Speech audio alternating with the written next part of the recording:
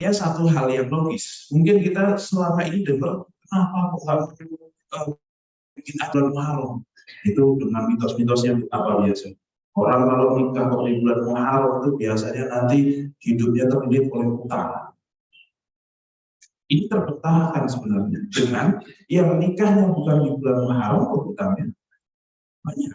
Jadi nggak usah bulan Muharram sebenarnya. Atau dengan itu acara pestanya dulu, maka kita pokoknya gitu dengan banyak apa namanya mitos-mitosnya. Padahal sebenarnya kenapa orang tidak berpesta di bulan Muharram itu ada satu alasan logis. Paling tidak ada dua hal lah. Satu, alasan bulan Muharram harusnya jadi bulan yang kita berbanyak puasa di situ. Makanya bukan waktunya pesta-pesta. Sehingga orang banyak yang kemudian menghindari untuk berpesta di bulan Muharram. Sebenarnya mungkin alasannya itu. Harusnya banyak puasa kok malah berpesta. Jadi menjadikan bulan puasa, bulan Muharram sebagai bulan puasa prihatin ibadah, bukan bulan pesta. Itu alasan yang pertama. Alasan yang kedua adalah bahwasanya bulan Muharram ini terletak setelah bulan Dzulhijjah. Yang mana bulan Dzulhijjah itu sudah banyak mengeluarkan uang untuk ibadah. Yang haji itu ngeluarin duit banyak, sehingga wajar Pak tadi kalau nikah di bulan Muharram itu nanti terbit banyak utang atau kehidupannya akan penuh dengan utang. Ya wajar karena di bulan Dzulhijjahnya sudah banyak habis duit, nggak punya duit Muharram nikah, itu ibaratnya berat. Atau minimal kalaupun nggak haji di bulan Dzulhijjah, minimal dia menyembelih untuk kurban. Dan ini duit juga. Sehingga kalau dari Dzulhijjah sudah kurban, kemudian di bulan Muharram itu kok walimatul urus misalnya, ini keberatan orang. Akhirnya mereka pada tidak melakukan, tapi nggak tahu kenapa orang Jawa itu seringkali memerintahkan satu hal yang benar perintahnya, tapi kenapa alasannya atau ancamannya itu suka salah, nggak nyambung. Ya kayak kalau nyapu tolong yang bersih ya. Ini kan perintah yang benar nggak? Nyapu kok bersih? Ya memang sebaiknya kalau nyapu itu bersih. Tapi ancamannya kalau nggak bersih kenapa? Karena kalau nggak bersih nanti suaminya bewokan. Kan itu yang kita sering dengar. Perintahnya benar, tapi kenapa ancamannya sudah nggak nyambung? Nah, nanti kalau anak gadisnya kok senang sama cowok yang berewokan gimana? Nah, yang kayak Mas Angga kayak gini, gimana coba? Apa dulu istrinya kalau nyapu nggak bersih? Ya kan nggak juga. Ya, nah jadi perintahnya benar, tapi suka dihubung-hubungkan dengan ancamannya itu nggak logis. Nah, mungkin bulan Muharram itu juga kayak gitu. Udah jangan bulan Muharram deh, kenapa? Itu bulan prihatin, bulan muhasabah. Jangan bulan Muharram deh, kenapa? Itu bulan setelah Dzulhijjah deh. Nah, gitu. Kalau alasannya karena itu lebih mudah untuk kita terima, tapi ya seperti itulah. Jangan duduk di depan pintu, nanti jodohnya susah katanya gitu. Padahal yang namanya pintu jangan duduk di situ. Itu orang lewat kok duduk, ya kan bikin apa namanya nyusah-nyusahin untuk orang lewat kan gitu. Sebenarnya seperti itu. Cuman kenapa nggak tahu ancamannya itu kok suka tidak menyambut. Oke, itu sekelumit lah bulan Muharram sambil kita nunggu teknis daripada meetingnya ini. Nah, pada kesempatan kali ini, insya Allah bulan Muharram dikenal sebagai bulan hijrah. Bulan hijrahnya Rasulullah SAW dan para sahabat. Maka kita saat ini sudah tidak hijrah tempat. Hijrah kita adalah hijrah dari yang dulu biasa saja menjadi orang yang lebih baik lagi. Dari yang dulu orang yang buruk, kita menjadi orang yang lebih baik daripada yang kemarin. Nah, ini maka satu hal yang perlu kita koreksi, yang perlu kita evaluasi pertama kali itu adalah tujuan awal kita diciptakan di dunia, yaitu wa ma khalaqtul jinna wal insa illa liya'budun. Kita itu diciptakan untuk menyembah, untuk beribadah kepada Allah. Dan ibadah yang pertama kali akan ditanyakan itu adalah sholat. Jadi yang ditanya pertama kali itu bukan kamu dulu nyekolahin anak sampai S berapa, kamu dulu nyariin mantu yang berkualitas apa enggak? Enggak, itu enggak akan ditanyakan pertama kali. Yang ditanyakan pertama kali itu kamu sholat apa enggak, anak-anakmu sholat apa enggak, itu yang lebih penting untuk ditanyakan. Nah, maka kita akan bahas lebih lanjut lagi, lebih detail lagi terkait dengan apa namanya, sifat daripada sholat. Tapi jadi next.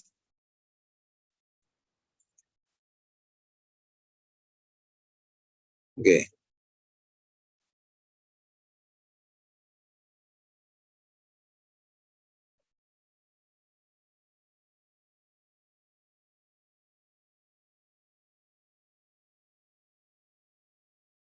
Oke. Dari sifat sholat itu yang pertama akan saya bahas adalah niat. Kita tahu di yang slide nomor 23. Yang pertama adalah niat. Dan ulama sepakat ketika kita mau melakukan sholat itu maka niat menjadi hal yang paling penting untuk kita lakukan. Sebagaimana firman ada sabda Nabi, innamal a'malu bin niat wa innamal likulli imri'in ma nawa. Ya kita tahu bahwa niat itu seperti itu, tapi nanti teknisnya akan kita bahas lebih lanjut lagi. Itu niat. Yang mana secara hukum ulama sepakat niat itu adalah rukun daripada sholat. Kalau sholatnya tidak pakai niat maka tidak sah. Kalau niat sholatnya kok pakai niat maka nanti sah. Itu yang pertama. Kemudian kapan waktu daripada niat sholat itu? Seseorang melakukan niat itu kapan? Di dalam mazhab Syafi'i dan Hambali, niat sholat itu dilakukan ketika takbiratul ihram. Jadi Pak, niat itu bukan baca usolli fardhu subhi, bukan. Bukan baca usolli fardhu subhi atau nawaitul wudu'a, itu bukan niat itu. Itu mengucapkan niat, karena niat itu di dalam hati, bukan di dalam ucapan lisan. Maka niat itu kapan? Niat itu ketika mulut mengucapkan Allahu Akbar, hati itu berniat, yaitu usolli fardhu maghribi, usolli fardhu subhi, itu dalam hati. Dan niat itu tidak harus berbahasa, bisa berbahasa Indonesia, tidak masalah niat itu untuk berbahasa Indonesia. Karena yang paling penting niat itu adalah faham apa yang dia lakukan. Apa itu niat? Pengertiannya adalah qasdu syai'in muqtarinan bi fi'lihi. Menyengaja melakukan sesuatu bersamaan dengan melakukannya. Jadi harus bersama, itu salah satu syarat dalam mazhab Syafi'i, itu harus bersama. Allahu Akbar. Itu sambil niat dalam hati. Ini nampaknya susah tapi sebenarnya gampang. Maksudnya bagaimana? Begini. Karena seseorang disebut sudah berniat itu cukup dengan dia itu memiliki kesadaran tentang apa yang sedang ia lakukan. Cukup itu. Misalnya Pak, jenengan lagi sholat, lagi mau Allahu Akbar. Kira-kira kalau ada yang nanya, Pak lagi apa? Ya sholat. Sholat apa? Ya sholat subuh. Itu sudah cukup. Sudah ada belum kesadaran tentang hal itu? Sudah ada, berarti itu sudah niat. Karena bisa jadi orang juga nggak sadar. Mungkin ya, pas masuk masjid ketemu orang yang jarang ketemu, apa kabar gini-gini, terus ngobrol gitu kan, rame gitu kan, seru gitu. Pas mau Allahu Akbar itu masih ngobrol, Pak. Udah di sini ya kita ketemu lagi gini-gini, terus tiba-tiba Allahu Akbar. Sambil masih hatinya tuh mengenang masa lalu dengan dia kemana-mana. Allahu Akbar. Itu dia nggak sadar. Tahu-tahu, udah masuk sholat saya. Berarti dia belum niat. Oke, jadi niat itu cukup memiliki kesadaran bahwa dirinya itu sedang melakukan ibadah sholat. Itu masalah waktunya. Dalam mazhab Syafi'i harus seperti itu, harus pas Allah. Tapi kalau memang susah, maka ada mazhab Hambali dan Hanafi yang mengatakan begini, boleh niat itu qubaila takbir, sebelum takbiratul ihram. Tapi harus sebelum takbiratul ihram persis tanpa jeda kemudian takbir. Itu menurut mazhab Hambali dan Hanafi. Jadi begini misalnya, kita mau sholat. Allahu Akbar. Itu masih boleh dalam mazhab Hambali dan Hanafi boleh. Tapi kalau Syafi'i memang harus pas Allahu Akbar. Sehingga baca usolli sebelum sholat itu belum niat, tapi hanya sekedar melafalkan niat supaya pas takbir itu sudah lancar, sudah keinget. Karena biasanya kalau tidak dilafalkan, takutnya itu nanti lupa pas takbir tidak berniat. Oke, itu menurut mazhab Hanafi dan Hambali. Tetapi nanti ada satu mazhab lagi yang lebih gampang lagi, yaitu pendapatnya Abu Yusuf dari mazhab Hanafi yang mengatakan bahwasanya seseorang pulang atau berangkat dari rumah untuk melaksanakan sholat, kemudian dia niat, sudah niat semenjak itu, ya, saya mau sholat dulu, itu sudah cukup, meskipun pas Allahu Akbar gak niat lagi, itu sudah cukup, dengan syarat nyampe ke masjid tidak melakukan sholat kecuali sholat yang dia niatkan sejak dari rumah. Tapi kalau sampai ke masjid kok dia dulu, ya berarti nanti harus niat lagi. Tidak cukup hanya niat yang ketika dari rumah, karena sudah melakukan ibadah yang semisal tapi niatnya beda. Ya kan? Niatnya dari rumah mau sholat zuhur, tapi nyampe sini qobliyah. Padahal qobliyah dengan sholat zuhur itu kan sama. Secara teknis itu adalah ibadah yang sama, tinggal cuma beda rokaatnya saja. Tapi kan nggak ketahuan orang sholat jam 1 siang terus Allahu Akbar, ini sholat zuhur atau qobliyah? Ini bisa dua-duanya. Yang membedakan apa? Yang membedakan adalah niat. Tidak. Ini agak perlu diupgrade. Oke, itu masalah dengan waktu niat. Kemudian yang berikutnya, apa yang harus disebutkan di dalam niat kita? Minimal di dalam sholat itu ada 3 hal yang harus kita sebutkan di dalam niat kita. Yaitu yang pertama, saya niat sholat. Untuk membedakan antara orang ngadep kiblat berdiri terus baca takbir, yang sholat dan yang adzan atau yang zikir biasa. Karena apa? Orang ngadep kiblat baca takbir, apakah selalu sholat? Belum tentu, bisa jadi. Bisa jadi ya sedang zikir, bisa jadi sedang orasi bahkan, kan sangat mungkin. Nah, maka untuk membedakan itu semuanya, perlu niat bahwasanya saya baca takbir ini dalam rangka saya mau sholat, ini takbiratul ihram. Karena antara takbiratul ihram dengan takbir yang bukan takbiratul ihram itu sama secara teknis. Allahu Akbar, bacaannya sama persis. Nah, sehingga perlu diniatkan bahwa takbir yang ini adalah untuk mengharamkan saya dan mulai sholat. Karena kalau disebut takbiratul ihram, kan? Jadi kayak kita kalau mau umroh ihram dulu. Kalau kita sudah ihram, labbaik Allahumma umratan, labbaik Allahumma hajjan, kan mulai saat itu kita tidak boleh melakukan hal-hal yang tadinya halal. Nggak boleh potong kuku, nggak boleh pakai parfum, nggak boleh ini, nggak boleh itu, dan seterusnya, nggak boleh pakai pakaian berjahit buat laki-laki, dan seterusnya. Padahal itu halal. Tapi karena sudah ihram, kita mengharamkan diri, maka sudah tidak boleh lagi. Sama, ketika kita sudah Allahu Akbar, itu artinya ihram sholat kita. Sehingga ketika sudah Allahu Akbar, ngomong udah nggak boleh, makan nggak boleh, gerak nggak boleh. Yang padahal tadinya itu boleh. Sebelum kita melakukan Allahu Akbar. Itu takbiratul ihram disebut sebagai ihram. Nah, kalau di dalam umroh ada tahallulnya umroh pakai apa, Pak?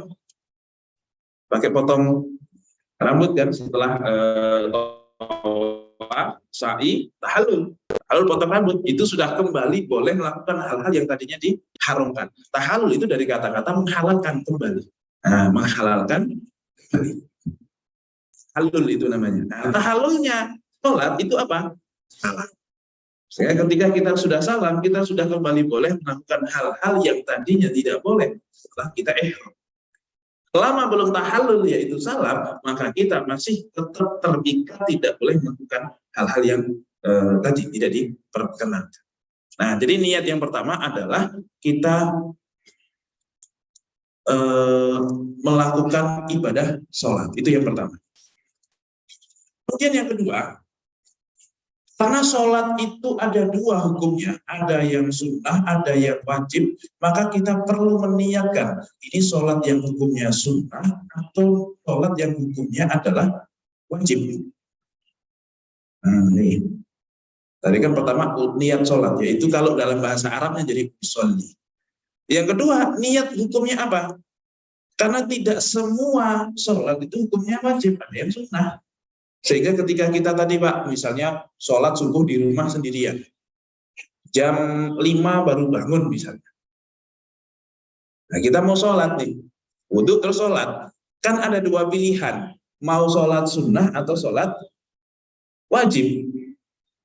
Mau sholat yang mana dulu nih? Yang mana yang mau dilakukan? Itu boleh pilih dua-duanya. Nah, cara milihnya kapan? Yaitu pas sholat, harus ditentukan sejak sholat. Pas Allahu Akbar itu harus ditentukan. Saya mau sholat qobliyah dulu. Oh, saya mau sholat subuh dulu. Harus ditentukan. Tidak boleh kok kemudian kita gantung. Misalnya begini, setelah saya sholat 2 rakaat pas subuh ini, niatnya ini sholat apa? Saya niat sholat yang jelas. Satu, dah clear.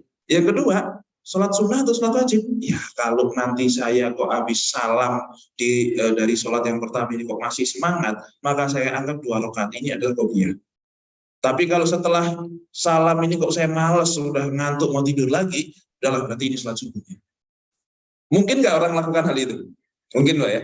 Nah, ini nggak boleh. Kenapa? Karena dia tidak menentukan sholat 2 rakaatnya dia itu adalah sholat fardu atau sholat sunnah. Harus tentukan sejak awal. Oh, yang ini saya lakukan sholat sunnah. Ya sudah, berarti setelah salam, dia masih punya kewajiban untuk sholat subuh. Sebaliknya, kalau dia mengatakan ini sholat subuh, berarti sudah yang sholat sunnahnya sudah tidak dilakukan. Oke. Jadi harus ditentukan semenjak awal hukumnya. Kemudian setelah itu jenisnya. Katakanlah sama-sama sholat fardu. Di waktu zuhur, itu tidak selalu sholat zuhur. Bisa jadi qadha isya, bisa jadi qadha subuh, bisa jadi merupakan jamak takdim, atau bisa jadi jamak takhir. Kalau misalnya di waktu asar gitu ya, ini saya mau sholat fardu, zuhur apa asar? Karena kalau jamak takdim itu harus zuhur dulu baru asar. Tapi kalau jamak takhir itu bisa asar dulu baru zuhur, bisa zuhur dulu baru asar. Ya, walaupun yang lebih afdal itu tetap zuhur dulu baru asar. Meskipun takhir tetap urut kalau bisa. Yang awal tetap diawalkan, yang akhir tetap diakhirkan. Maka bisa jadi ada orang yang begini. Ini pokoknya saya jamak takhir, sholatnya 2 kali, 2 rakaat saja. Nah, terus ini yang pertama kita sholat apa dulu nih? Yang mana aja, yang penting 2 kali sholat fardu. Itu nggak sah semuanya itu. Kenapa? Karena masing-masing tidak diidentifikasi untuk sholat yang zuhur atau yang asar. Jadi harus tentukan. Oke, yang ini untuk asar. Oh, yang ini untuk zuhur. Harus seperti itu. Ya, jadi jenisnya pun harus ditentukan. Sama halnya dengan misalnya kita tadi masuk masjid jam 10 siang, sholat sunnah 2 rakaat. Sholat sunnah sudah. Tapi kan sholat sunnahnya banyak pilihan. Ada tahiyatul masjid, ada duha, ada lisyublil wudu, ada sholat sunnah mutlak, ada sholat hajat, apa segala macam. Harus tentukan sunnahnya, sunnah yang apa. Kalau tidak ditentukan, maka akan menjadi sholat sunnah mutlak. Mutlak toh. Sama kayak kalau kita sholat wajib kok tidak ditentukan sholat apa yang kita maksud di dalam hati kita, maka itu akan menjadi sholat sunnah. Dan kalau sudah ditentukan bahwa ini sholat wajib atau sholat sunnah, maka tidak boleh untuk dirubah niat itu ketika sudah berlangsung. Kecuali dalam beberapa kondisi saja. Jadi kalau sudah terlanjur Allahu Akbar, niat sholat fardu, Pak, sholat subuh, maka tidak boleh kemudian di downgrade menjadi sholat sunnah. Sholat sunnah dulu aja deh, nggak bisa ada. Kalau di tengah-tengah. Apalagi kok awalnya sholat sunnah dulu deh. Pas tengah-tengah, tapi kayaknya males habis ini kayak tambah 2 rakaat lagi berat. Akhirnya di-upgrade. Ya udah deh, ini sholat subuh aja, udah nggak bisa. Kecuali dalam kondisi kita awalnya mau niat sholat subuh nih, Pak. Kita ke masjid, nggak ada orang.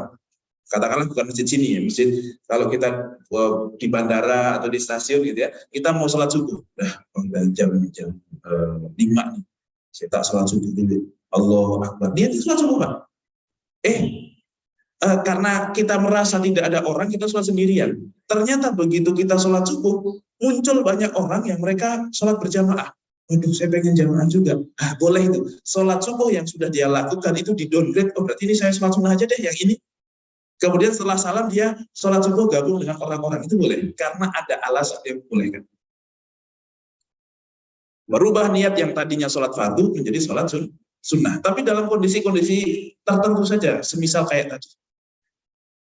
Oke, itu jenisnya itu juga harus disebutkan. Maka komposisinya itu yang minimal sekali yang harus kita sebutkan di dalam sholat kita itu adalah kita mau ngapain? Sholat. sholat yang hukumnya apa? Fardu atau sunnah. Yang jenisnya apa? Kalau fardu ya subuh, zuhur, asar, maghrib, isya, dan seterusnya. Kalau sunnah ya sunnah apa? Nah gitu. Maka minimal usolli fardhu subuh, usolli fardhu isya, dan seterusnya. Itu adalah minimal yang harus kita sebutkan di dalam sholat kita.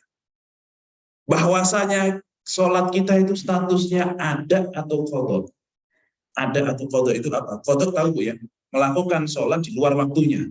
Itu namanya qadha. Melakukan kewajiban di luar waktunya namanya qadha. Lawan daripada qadha itu ada. Makanya kan salah satu niat yang mungkin kalau dulu kita hafalkan, usolli fardhu subhi raka'ataini ma'muman adaan. Nah, adaan itu artinya melakukan masih di waktunya. Itu tidak harus kita sebutkan dan tidak harus kita ketahui. Contohnya misalnya dalam kasus seseorang bangun-bangun udah jam 6 kurang 5 menit. Belum sholat subuh. Nah, kan kita nggak tahu Pak, 6 kurang 5 menit itu bisa jadi sudah habis waktu subuh, bisa jadi masih waktu sholat subuh. Karena kan bergeser-geser terus kan waktu. Nah, katakanlah dia itu tidak terbiasa dengan sholat di akhir waktu, sehingga nggak tahu keluar waktu sholat subuh itu jam berapa, nggak tahu dia. Ya sudah, karena jam 6 kurang 5 menit dia baru bangun, langsung ke kamar mandi, langsung wudhu, langsung sholat subuh. Nah, sholat subuhnya, ini status saya ini qadha atau ada? Dia pun nggak tahu, ya sudah nggak apa-apa, nggak perlu tahu statusnya qadha atau ada, kerjain saja. Karena kalau kita cari jam dulu, lihat jadwal, kemudian ini jam berapa jadwalnya, kelamaan. Malah semakin mengakhirkan waktu sholat. Udah langsung sholat saja. Ada atau qadha, nggak peduli. Sama-sama sah meskipun kita tidak menentukan kita itu sedang ada atau qadha, nggak apa-apa. Nggak harus kita tentukan dan tidak harus kita ketahui. Ya karena yang paling penting itu 3 hal ini, usolli fardhu subh lillahi ta'ala adaan ma'muman lillahi ta'ala, itu nanti tambahan-tambahan. Nah, kecuali satu lagi, kalau kita menjadi makmum maka wajib untuk niat menjadi makmum. Kalau menjadi makmum, tapi kalau menjadi imam tidak wajib niat jadi imam, dia hanya sunnah untuk niat jadi imam. Dan niat menjadi imam itu bisa berubah dalam sholat. Artinya awalnya niat sholat sendiri kemudian ditepok. Biasanya kan gitu Pak ya. Maka kita rubah, oke, saya imam sekarang. Kalau dia niat menjadi imam maka akan dapat fadilah sholat jamaah. Tapi kalau tidak niat jadi imam maka tidak dapat fadilah sholat jamaah. Bedanya itu. Tetapi imam tetap sah untuk dijadikan imam meskipun dianya sendiri tidak sadar bahwa dirinya seorang imam. Misalnya nih, kasusnya mungkin buat ibu-ibu. Ibu-ibu di bandara atau kakak-kakak gitu ya, perempuan sholat di bandara, terus ada bapak-bapak atau ada mas-mas di depan mau sholat juga. Nah, terus si ibu-ibu pengen jamaah dengan mas-mas itu. Boleh nggak? Boleh. Boleh-boleh saja. Tapi kan gimana caranya ngasih tahu bahwa saya mau jamaah? Nggak harus kasih tahu. Cukup kita niat menjadi imam makmum dari dia, maka sudah sah meskipun dia sendiri tidak sadar kalau dia dijadikan sebagai imam. Nah, karena kan repot juga kalau dia, Mas, mau nggak jadi imam saya? Nah, ini kan nanti kemana-mana maknanya, malah dikira apa kan begitu. Mana cantik lagi yang minta kan gitu ya. Nanti malah GR, dikira imam apa lagi, imam sholat maksudnya kan gitu. Tidak harus kasih tahu seperti itu, pokoknya saya makmum dari dia. Dia rukuk, saya rukuk, dia sujud, saya sujud, dan seterusnya. Nah, itu kalau makmum wajib untuk niat menjadi makmum. Tapi kalau imam tidak harus tahu dan sadar bahwa dirinya dijadikan sebagai seorang imam. Tapi ya sunnahnya sebaiknya dia tahu. Supaya apa? Supaya mengeraskan takbir-takbirnya, supaya dia itu kemudian mendapatkan fadilah daripada sholat jamaah. Dan selain itu, seorang makmum harus menentukan imamnya itu siapa.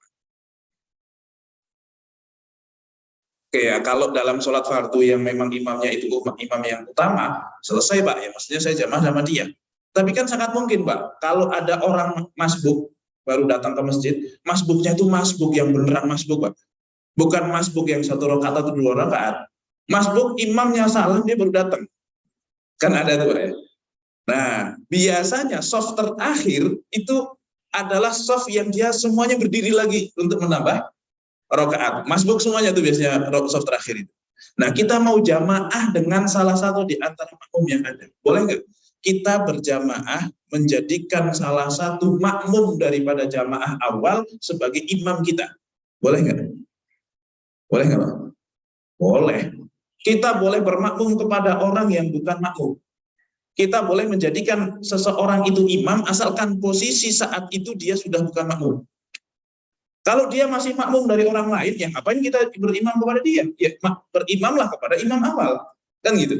Tapi selama dia sudah bukan makmum lagi, maka kita boleh untuk jadikan dia sebagai imam. Jadi orang-orang yang masbuk di belakang itu, Pak, boleh untuk kita jadikan sebagai imam. Tapi kita harus tentukan yang mana imam kita. Hari kan banyak tuh, Pak. Oh, ini masbuk semuanya. Ini semuanya adalah di dalam satu level yang sama. Ini mana yang mau saya jadikan imam? Pokoknya usolli fardhu subhi makmuman, saya makmum. Imamnya yang mana? Pokoknya yang rukuk duluan itu imam saya. Itu nggak boleh itu kayak gitu. Harus tentukan dari awal yang ini apa yang itu gitu. Nah, terus kalau datang orang kedua, Pak. Ini kita misalnya saya nih, masbuk yang tadi yang menjadikan salah satu di antara yang masbuk tadi sebagai imam saya. Terus datang orang lain yang juga ikut jamaah sama saya, masbuknya parah juga gitu ya. Terus datang, terus tahu bahwa imam saya itu yang ini, dia bermakmum juga pada. Terus datang satu orang lagi, dia bingung. Ini dua orang jamaah, imamnya yang mana? Yang ini atau yang ini? Maka cukup dengan saya niat berjamaah dengan imamnya dua orang ini. Saya nggak tahu yang mana. Pokoknya cukup jamaah yang diimami, yang jadi makmumi oleh dua orang ini, maka itulah yang saya ikut jamaah di dalamnya. Jangan dia melantik yang baru lagi, bingung lagi. Loh, ternyata yang ini, niatnya saya yang ini padahal. Ya sudah, berarti dengan imam masing-masing kalau kayak gitu. Ya nggak boleh pindah juga. Oh ternyata yang ini ya, udahlah saya ke sini, nggak bisa. Makanya lebih baik, oke, saya berjamaah dengan imamnya mereka. Nggak tahu yang mana deh, nanti pas mereka rukuk ya udah saya ikutin saja. Itu cukup, seperti itu. Oke, itu jika sholat berjamaah. Yang berikutnya, kalau kita sholatnya kok kosor lah, maka wajib niat kosor sejak takbiratul ihram.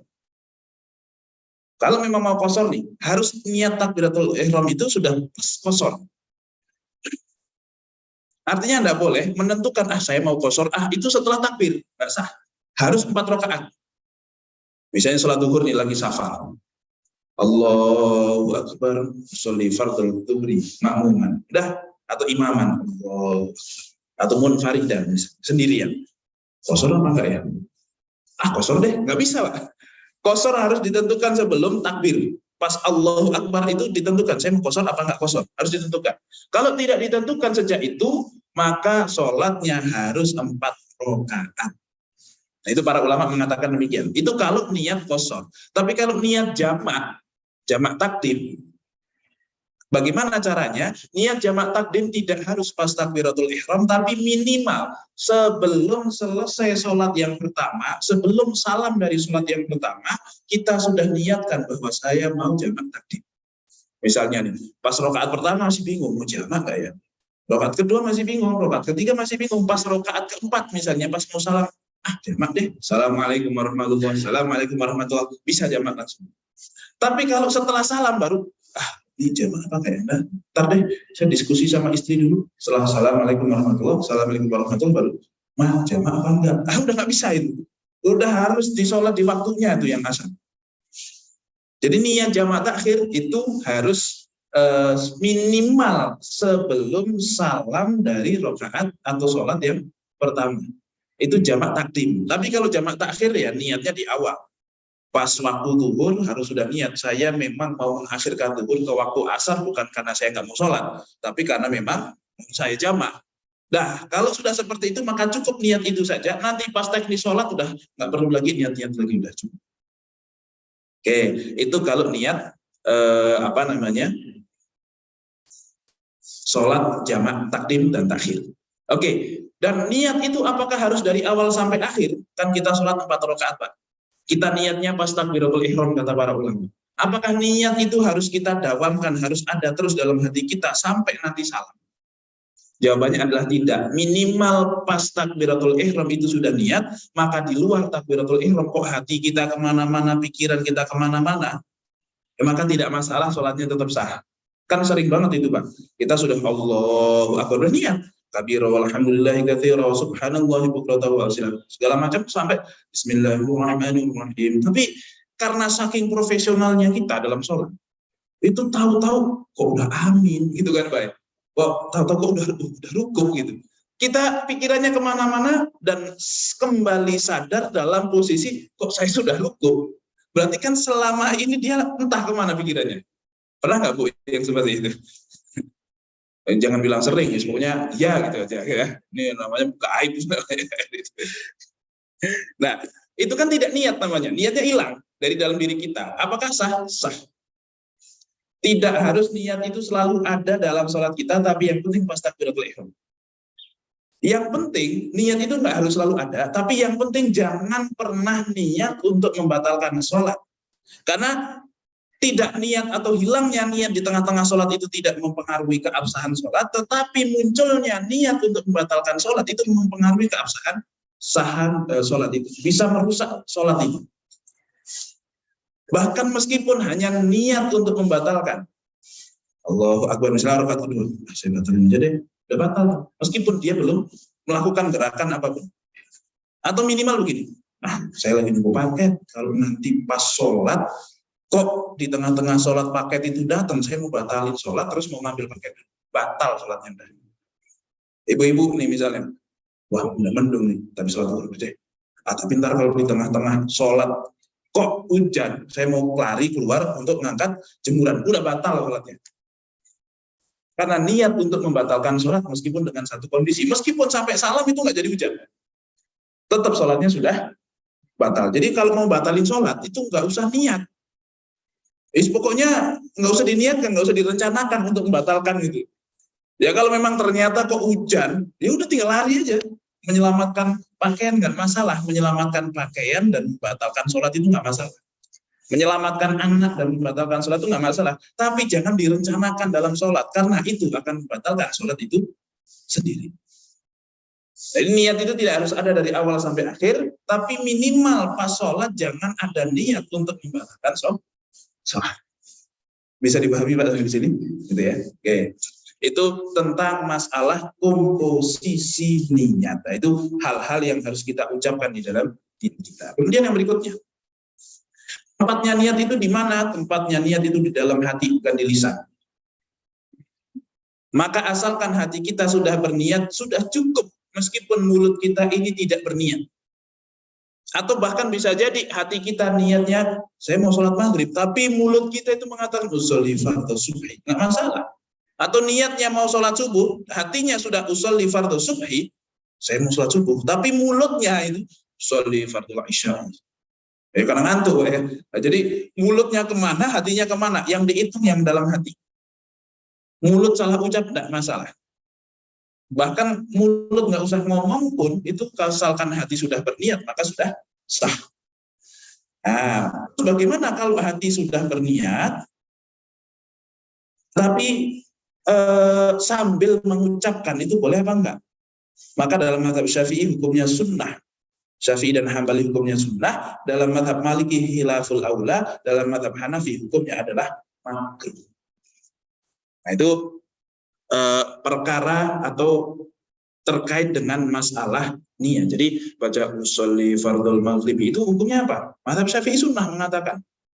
Kenapa? Karena dengan seseorang mengucapkan usolli fardhu subhi, usolli fardhu dhuhri, itu akan memudahkan hati dia untuk membaca niat atau untuk berniat ketika Allah. Meminimalisir kelupaan niat.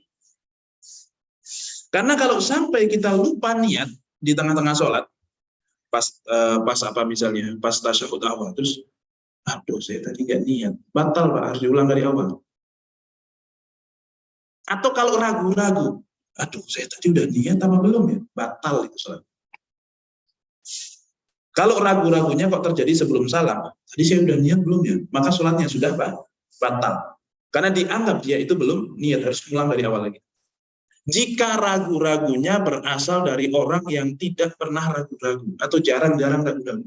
Tapi kalau orang yang setiap sholat muncul keraguan-raguan, maka ragu-ragu itu nggak pernah dianggap, jangan dianggap. Karena itu artinya memang dia punya penyakit was-was. Ini kadang Pak, terlalu hati-hati malah jadi was-was. Itu nggak boleh juga. Tapi bukan berarti ini disepelekan, enggak. Tapi insya Allah kita semuanya sudah niat lah. Asalkan kita pas Allahu Akbar itu memang sudah tahu. Sudah ada jawaban dari beberapa pertanyaan. Kalau lah ditanyakan, Pak lagi apa? Sholat lah. Sholat apa? Tuhur. Cukup itu Pak. Ada jawaban itu kalau lah ada pertanyaan itu. Sudah ada jawaban dalam dari hati, sudah ada kesadaran bahwa kita itu sedang sholat tuhur, gitu ya. Meskipun nggak ada yang nanya itu, tapi sudah ada jawaban. Maka itu sudah disebut sebagai niat. Nggak harus kok Allah Akbar, takbirnya, mulutnya baca takbir, hatinya baca udah gitu dia nggak terlalu paham artinya, sehingga harus saya baca usolinya dalam hati plus diterjemahkan dalam hati, makin lama takbirnya Pak. Makanya kita sering lihat beberapa orang tuh kalau takbir sambil lihat, mungkin niatnya terlalu komplit atau terlalu pakai bahasa Arab jadi susah gitu. Makanya niatnya tuh pakai bahasa Indonesia saja. Kenapa? Karena niat itu bukan komunikasi kita dengan Allah. Itu tuh komunikasi kita dengan diri kita.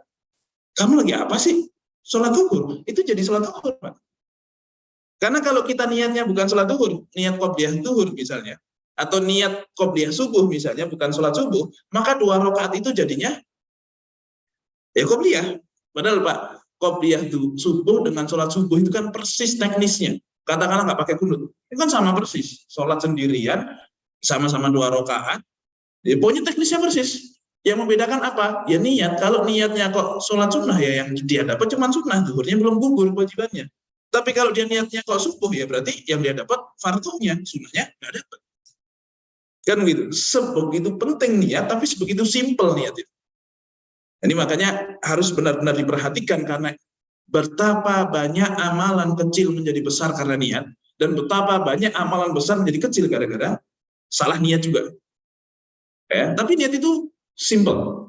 Niat itu sangat penting, tapi niat itu simple. Ini makanya perlu diperhatikan betul dengan segala keilmuannya, gitu ya. Kita paham aturannya seperti apa, gitu ya. Tetapi juga jangan dipersulit, karena niat itu aslinya juga gampang. Oke, sampai di sini insya Allah bisa difahami Pak ya, tentang masalah niat. Kemudian yang berikutnya,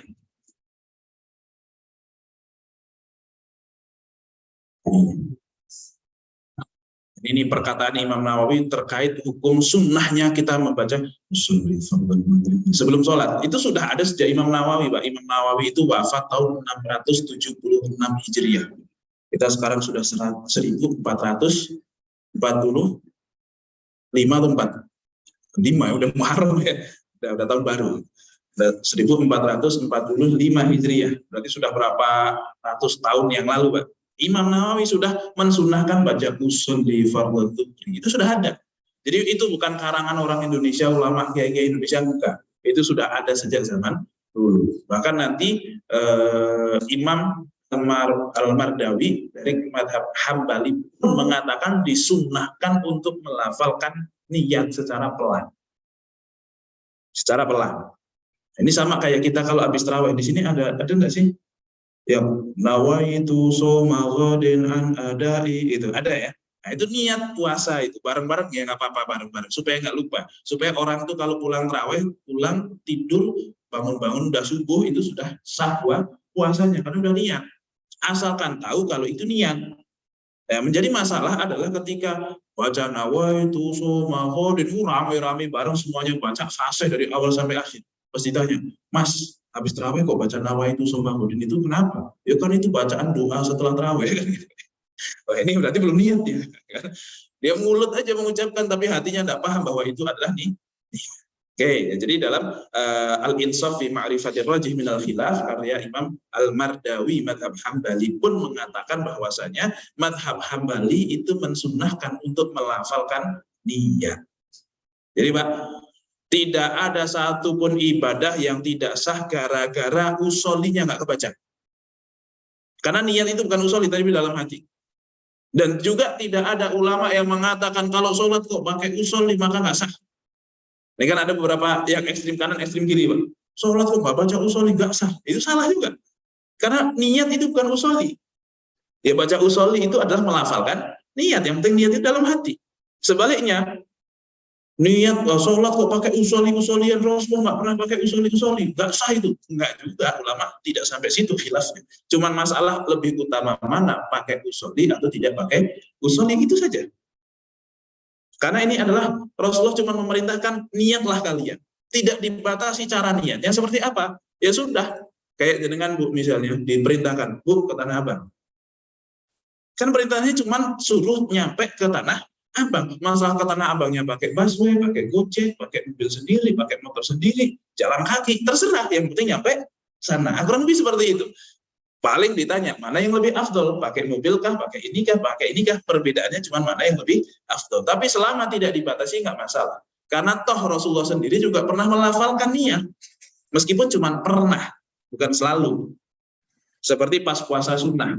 Nanya, Aisyah ada makanan nggak? Nggak ada Rasulullah. Ya udah, saya puasa. Itu niat dan diucapkan. Niat dan diucapkan, dan nggak masalah mengucapkan niat. Dan juga nanti di dalam umroh. Niat umroh itu wajib dilafalkan bahkan. Labbaik Allahumma umrotan, labbaik Allahumma hajjan. Itu harus diucapkan. Tidak cukup hanya dalam hati saja. Nah, ini jadi menjadi dalil bahwasanya niat kok diucapkan itu nggak masalah. Ini hanya masalah teknis mana yang lebih afdol saja. Oke, itu terkait dengan melafalkan niat. Sehingga jangan sampai, Pak, ada orang nggak sholat gara-gara nggak tahu niatnya. Ya tentu bukan sholat yang fardu ya. Karena ada, Pak, pernah kejadian begini. Ada orang umroh. Dan kita tahu, Pak, kalau di Masjid Nabawi atau Masjidil Haram itu setiap pada sholat fardu pasti ada sholat jenazah. Itu pasti itu. Ya kan? Setiap sholat fardu apapun pasti ada sholat jenazah.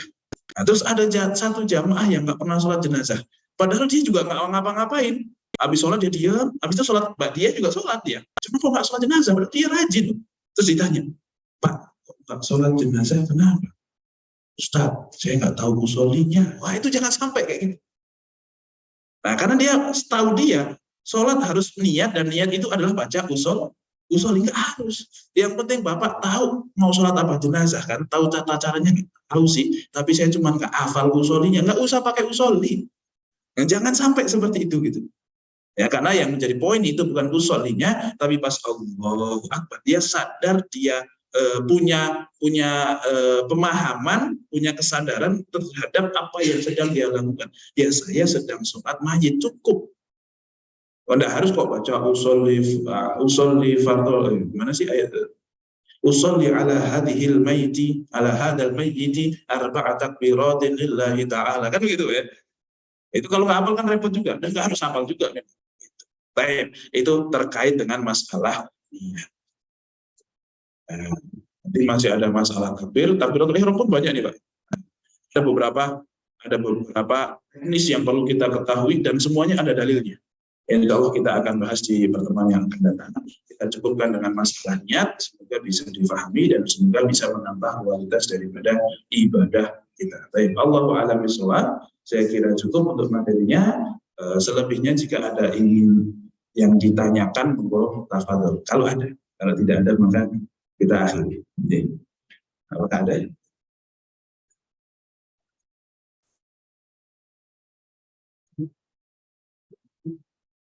Dia mau.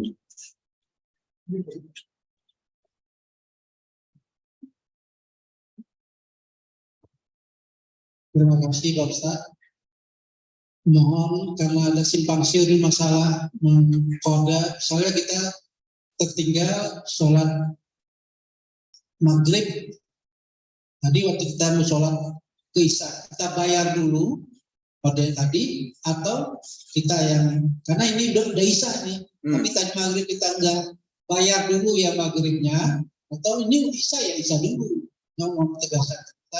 Terus yang kedua, gini Pak Ustaz, kalau ada kita yang sudah uzur ya Pak Ustaz, kan kadang-kadang ada penyakit geser gitu, kan pakai pempes gitu. Nah, kalau waktu dia lagi sholat, ternyata di pempesnya itu keluar lah pipisnya yang sedikit gitu. Nah, ini sudah dianggap batal apa? Karena dia sendiri yang tahu Ustaz. Oke. Ya. Terus yang ketiga itu buang angin. sampai berbunyi kah? Atau kita sudah merasa apa yang tadi ada keluar sedikit, kita buang anginnya. Itu kita harus anggap sudah batal atau gimana? Baik. Yang pertama, kita belum sholat zuhur, udah nyampe asar, ketiduran misalnya, bangun udah asar. Sholat zuhur dulu atau asar dulu. Nah, kalau memang sholat asar kita tidak ada kepentingan untuk segera, maka sholat zuhur lebih penting untuk disegerakan. Karena apa? Karena kita meninggalkan sholat itu tanpa ada alasan yang dibenarkan syariat. Misalnya karena ketiduran. Itu udah cepat, harus cepat-cepat ini. Walaupun sebagian ulama mengatakan kalau sudah keluar waktu ya sudah santai. Yang penting dikerjakan. Karena kalau sudah kodok jatuhnya, udah sama-sama aja. Ya kalau kenapa kok bisa terlambat karena hal yang tidak dibenarkan syariat, maka dia sudah dosa. Tapi kalau dibenarkan oleh syariat, maka dia tidak dosa. Tetapi intinya sebisa mungkin secepatnya. Ya, kecuali kok zuhurnya asarnya mau jamaah, ya sudah asar dulu. Asar dulu. Tetapi kalau asarnya kok nggak mau jamaah, zuhur terlebih dahulu. Karena asar masih panjang, sedangkan zuhur ini sudah injury time. Ya, maka sudah kalau alasannya kok tidak dibenarkan oleh syariat, maka harus segera diselesaikan kewajiban. Jangan ditunda-tunda. Gitu ya, Pak ya. Ya. Nah, boleh dua-dua sebenarnya. Boleh zuhur dulu, boleh asar dulu, sama-sama saja. Ya, tergantung mana yang lebih urgent untuk diselesaikan. Nah, terutama lebih kepada alasan kenapa kok zuhur bisa lepas gitu. Kok maghrib bisa lepas itu yang menjadi poin pertanyaan sebenarnya. Baik. Kemudian yang berikutnya, bagaimana sholatnya orang yang beser? Orang kalau beser itu ada beberapa kondisi. Satu, keluar pipis meskipun sedikit membatalkan wudunya. Dua, orang yang pipis meskipun sedikit maka sudah terkena najis. Nah, terus bagaimana sholatnya? Begini.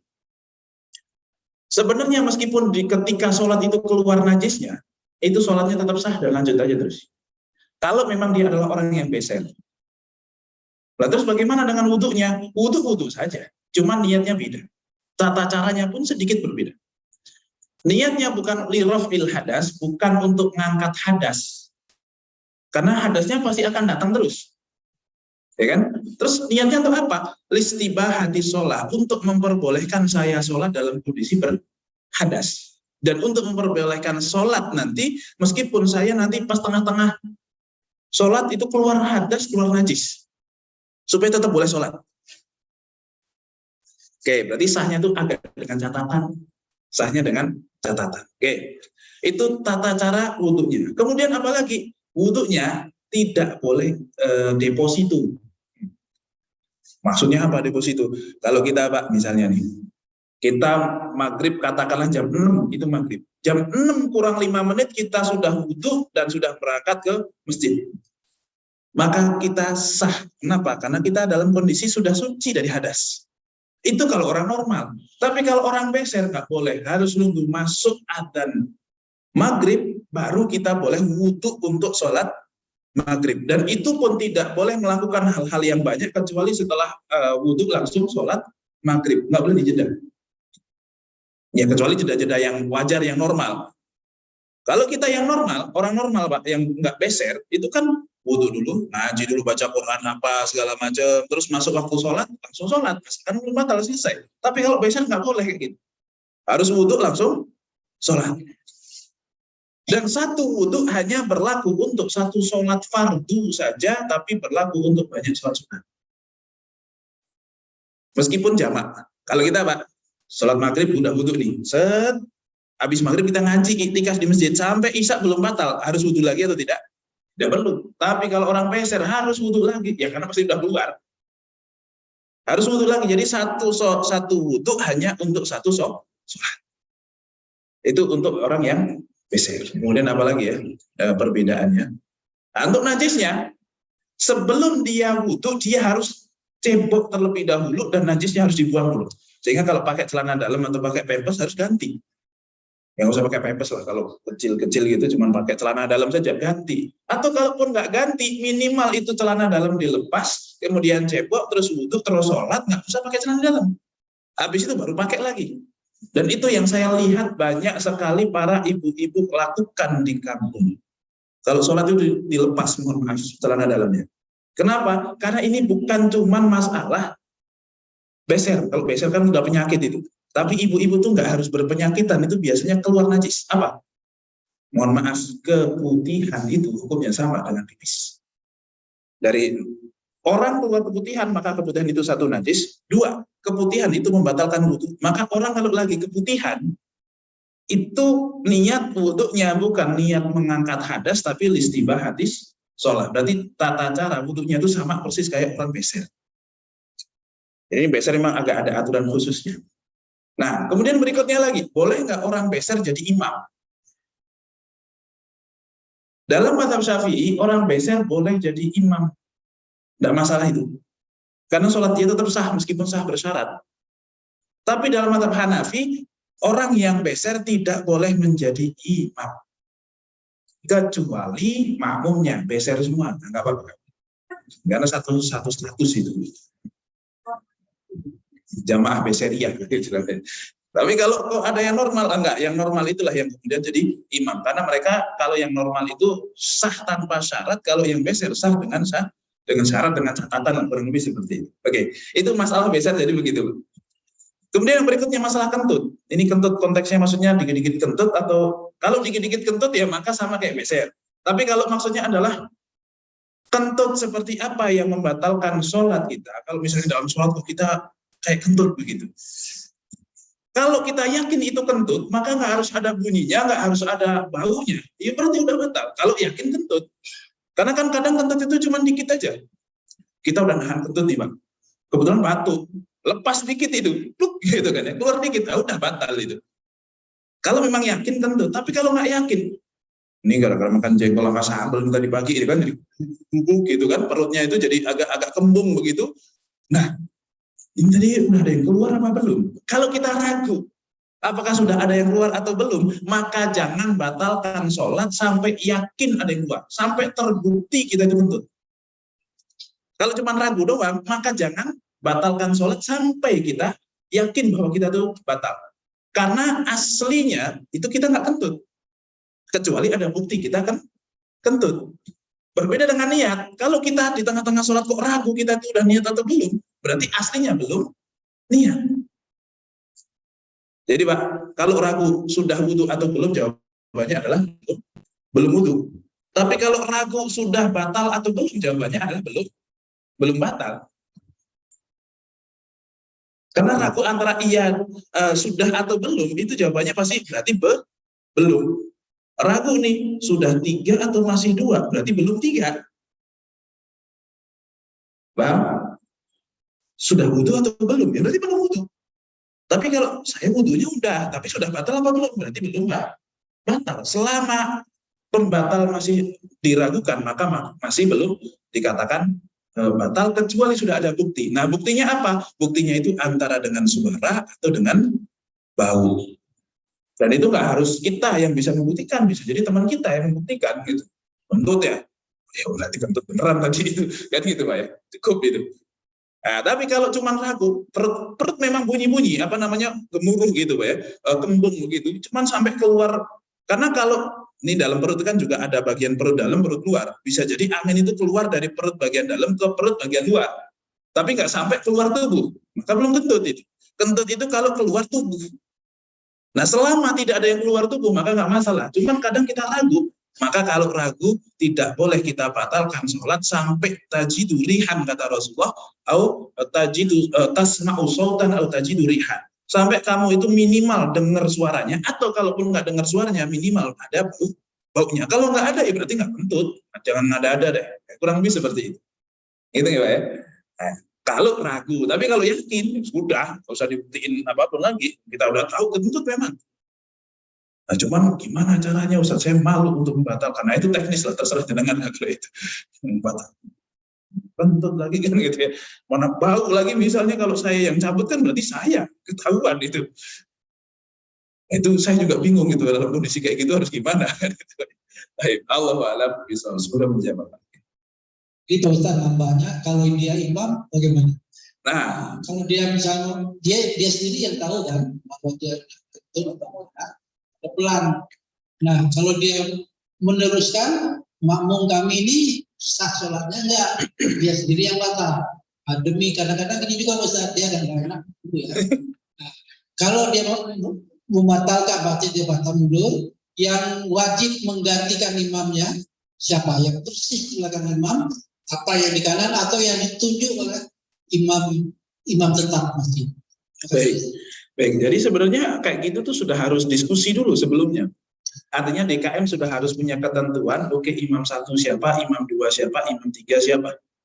Sehingga kalau imam satu kok tiba-tiba membatalkan sholat mundur dari jamaah, dan jangan selalu diartikan bahwa orang kalau sholatnya kok membatalkan diri, itu jangan selalu diartikan dia kentut, Pak. Bisa jadi dia lagi goreng sesuatu di rumah terus lupa ditinggal ke masjid, baru keinget, astagfirullahaladzim, dia harus pulang itu, pulang aja nggak apa-apa, kan nggak batal sholatnya. Ya husnudonnya begitulah, daripada kita wah kentut nih kayaknya, jangan gitu ya. Terus bagaimana teknisnya? Siapa yang wajib menggantikan? Tidak ada yang wajib menggantikan. Dong sholat jamaah nggak wajib ya bubar sendiri-sendiri juga silakan. Kan gitu Pak ya. Nah, cuman sebaiknya sang imam itu sudah koordinasi sebelumnya dengan jamaah yang ada di belakang bahwasanya oke, imam kedua saya silakan.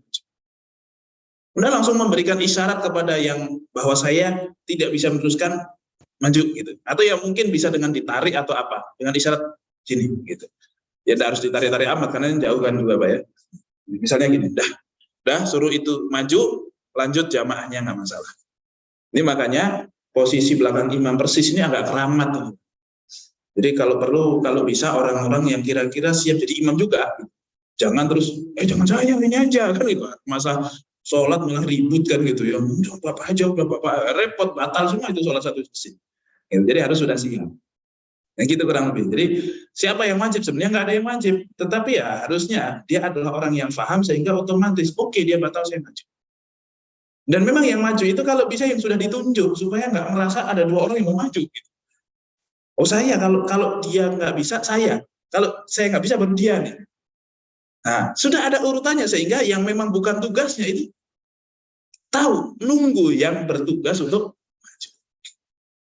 Dan ini adalah wilayahnya imam. Ini adalah daerah kekuasaannya si imam. Imam yang berhak menentukan siapa covernya dia. Itu kalau zaman dulu Pak. Kalau sekarang tugas imam itu dibagi dua. Zaman dulu imam itu yang paling punya otoritas atas masjid. Kapan mau mulai sholat, kapan mau iqomah, kapan mau oke kita sholat zuhur ditunda jam 1 misalnya. Kita sholat Jumat ditunda jam 1 bisa itu imam. Zaman dulu imam yang punya otoritas. Sekarang Pak, imam itu cuma tugas yang imamin, yang punya otoritas itu DKM. Jadi bagi dua itu udah tugasnya. Ya, apa namanya? Wilayahnya itu kekuasaannya itu imam cuman pas teknis sholat doang, tapi tentang kemasjidan itu sudah dipegang sama DKM-nya. Berarti DKM sekarang yang menentukan nomor satu siapa, nomor dua siapa, nomor tiga siapa. Gitu. Allahu a'lam bishawab. Ada lagi? Cukup ya, insya Allah ya. Nah, mari kita cukupkan kajian kita pada kesempatan pagi hari ini. Semoga ilmunya bermanfaat, bisa difahami, menambah kualitas ibadah kita, sehingga Allah ridho terhadap apa yang kita lakukan.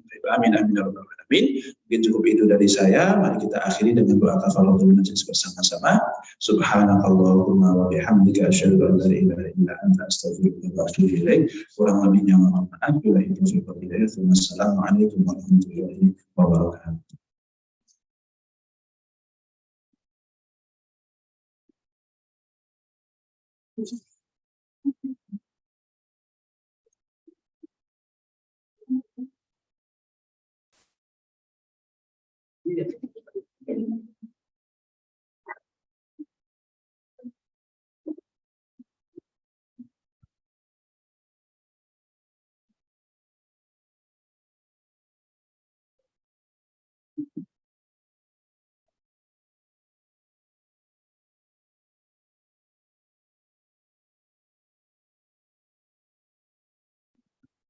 Itu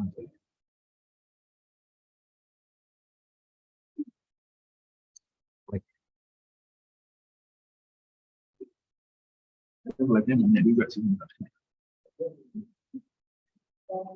Ya, kan bawah.